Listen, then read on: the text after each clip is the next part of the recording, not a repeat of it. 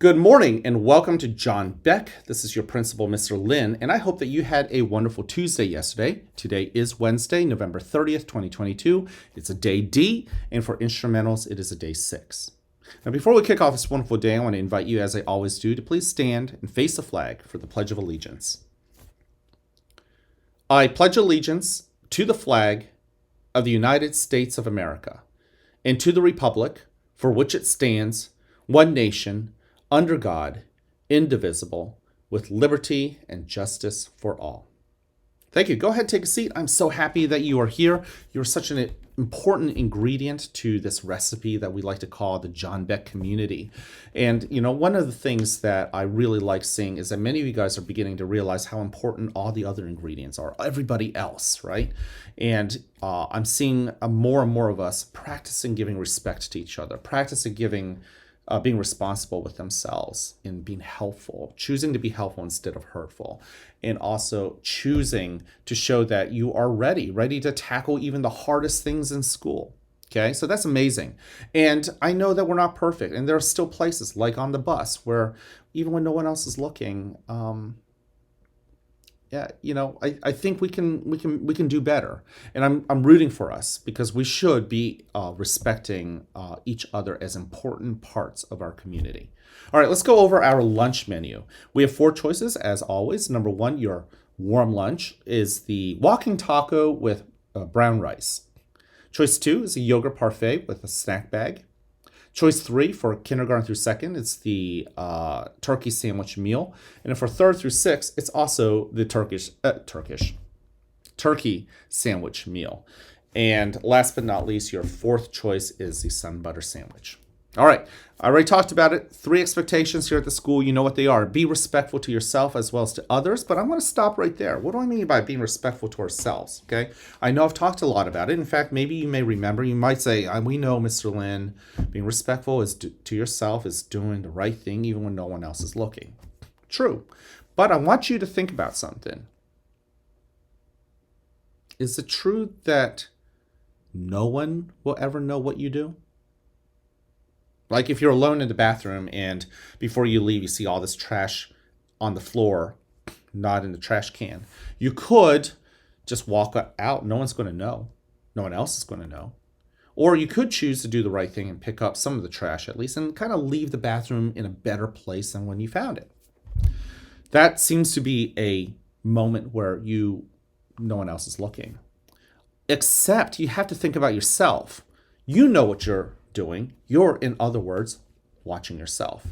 And at the end of the day, if you've done the right thing, you can reflect back to the time in the bathroom where you could have picked up and you did. And you could tell yourself, yeah, I respect myself. I'm proud of myself. I did the right thing. Or you can walk away, not care, and basically disrespect the bathroom. And then at the end of the day, you think about yourself and you know that you didn't do the right thing. And that's hard to respect that, right? So guys, even when I say do the right thing even when no one else is looking, just know that you're kind of watching yourself.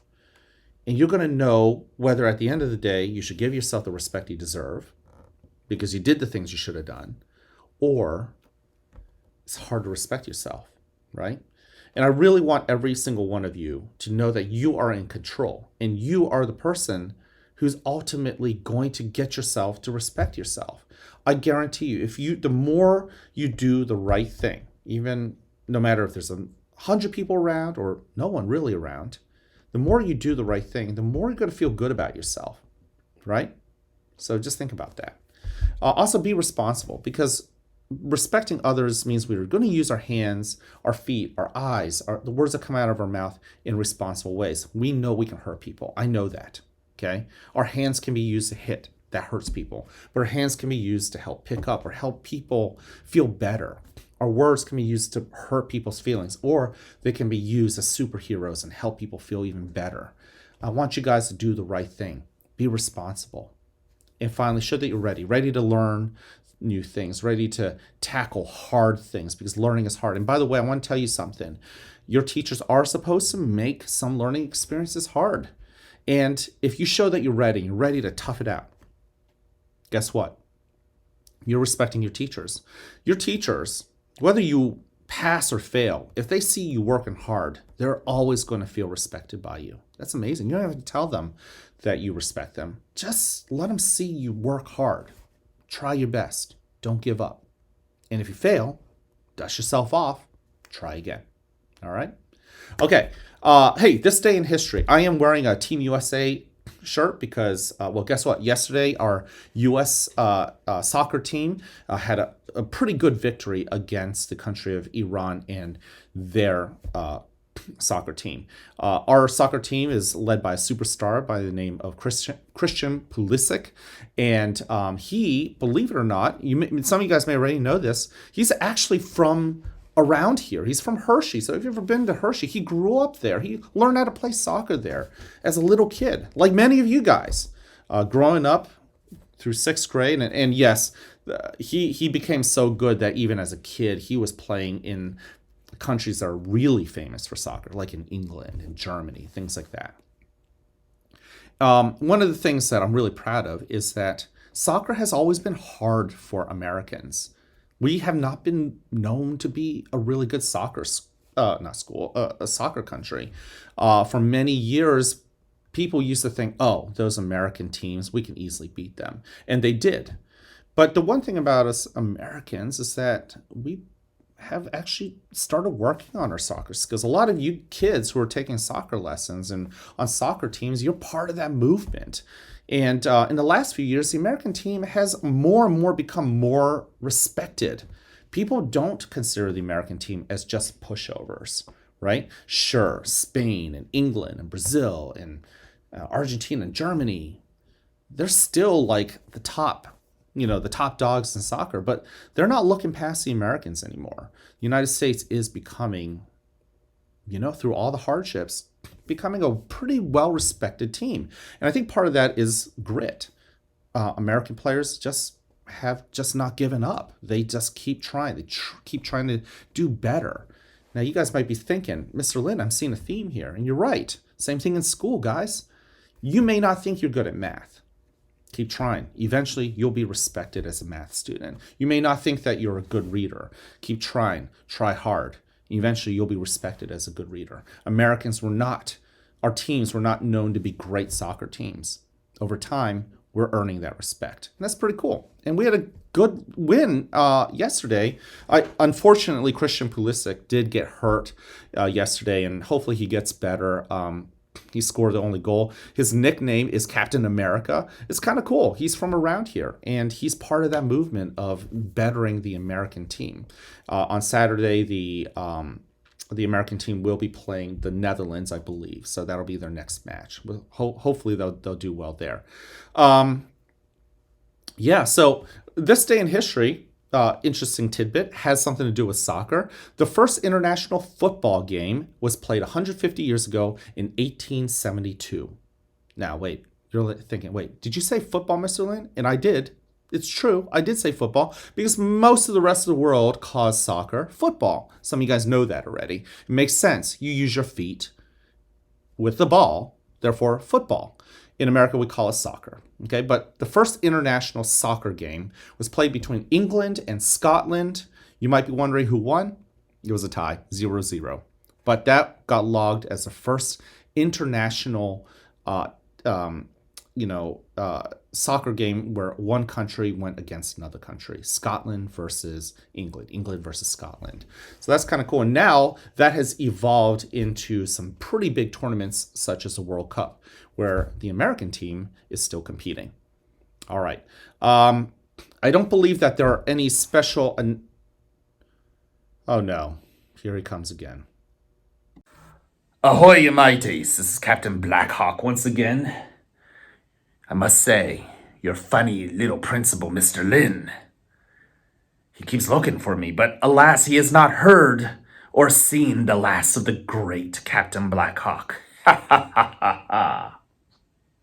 Now, I have a message for ye sixth graders. Please remember that our casting audition, shall we say, will be taking place next week. You must have your permission signed by this Friday. Otherwise, you will not be able to be considered for our band of merry pirates.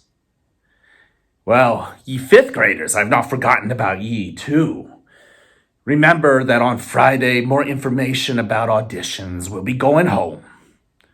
Please make sure to check that out and take that home to your parents, especially if you want to be a part of our band of merry pirates.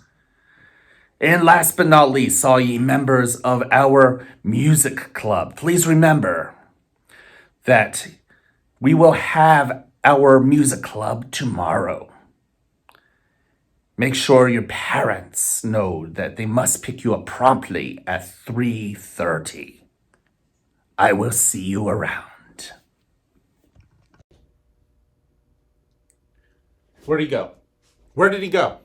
Where is he? Did he just call me a little principal? Oh, man, that guy is hard to catch.